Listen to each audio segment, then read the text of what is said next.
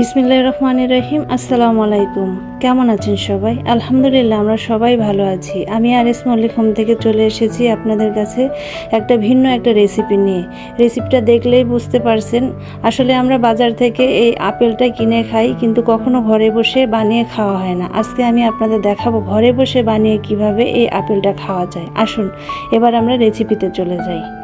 আমি প্রথমে চুলায় চলে যাচ্ছি। আমি নারিকেলের পুরটা বানানোর জন্য কড়াইতে নারিকেল নিয়েছি এবং খেজুরের গুড়টা নিয়েছি। আপনারা চাইলে চিনিটাও নিতে পারেন।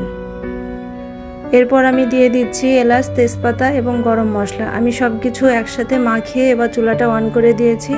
আমি একটু নেড়ে দিব, কারণ নিচে যদি লেগে যায়, এই জন্য আমি একটু নেড়ে দিচ্ছি। আর এই রসটা যতক্ষণ না শুকায় আমি এটা জ্বালিয়ে নিব। যখন শুকিয়ে যাবে তখন বুঝবো আমার নারিকেলের পুরটা হয়ে গেছে। এখন আমার নারিকেলের পুরটা হয়ে গেছে, আমি একটা পাত্রে তুলে নিচ্ছি। এবার আমি একটা পাত্রে দুধটা জ্বালিয়ে নিব চালের গুঁড়াটা কাই করার জন্য। যখন এই দুধটা ফুটে আসবে তখন আমি চালের গুঁড়াটা দিয়ে দিব। এই যে এখন আমি চালের গুঁড়াটা দিয়ে দিচ্ছি। এবার ভালো করে নেড়ে আমি আটার কাইটা করে নিব। এবার আমি সবগুলো আটা ভালো করে মথে নিব এবং একটি মসৃণ ডো বানিয়ে ফেলবো। আমি এখান থেকে একটা একটা করে লেচি নিয়ে রুটি বানিয়ে রাউন্ড শেপ দিয়ে নিচ্ছি এবং রুটিটা একটু মোটা করতে হবে।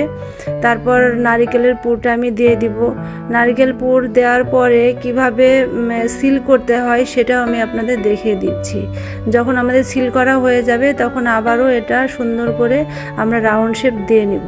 রাউন্ড শেপ দেওয়ার পরে আমরা উপরে একটা আঙুল দিয়ে একটা ডিপ করে নিব এবং এখানে একটা লং দিয়ে দিব। আমি আপেলটা কালার করার জন্য এখানে ফ্রুট কালার ব্যবহার করেছি, গ্রিন কালারটা। আপনারা চাইলেও এটা ব্যবহার করতে পারেন। আমি প্রত্যেকটা আপেল আমি কালার করে ফেলেছি। আপেলগুলো বয়েল করার জন্য আমি এবার চুলায় চলে যাব।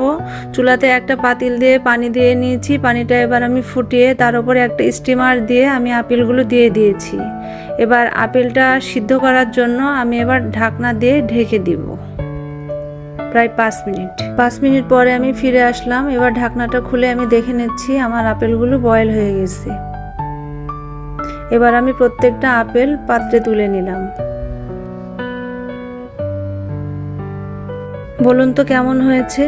আশা করি ভালো লেগেছে। যদি আমার চ্যানেলটি ভালো লেগে থাকে তাহলে অবশ্যই লাইক এবং সাবস্ক্রাইব করবেন। সবাই খুব ভালো থাকবেন। আল্লাহ হাফেজ।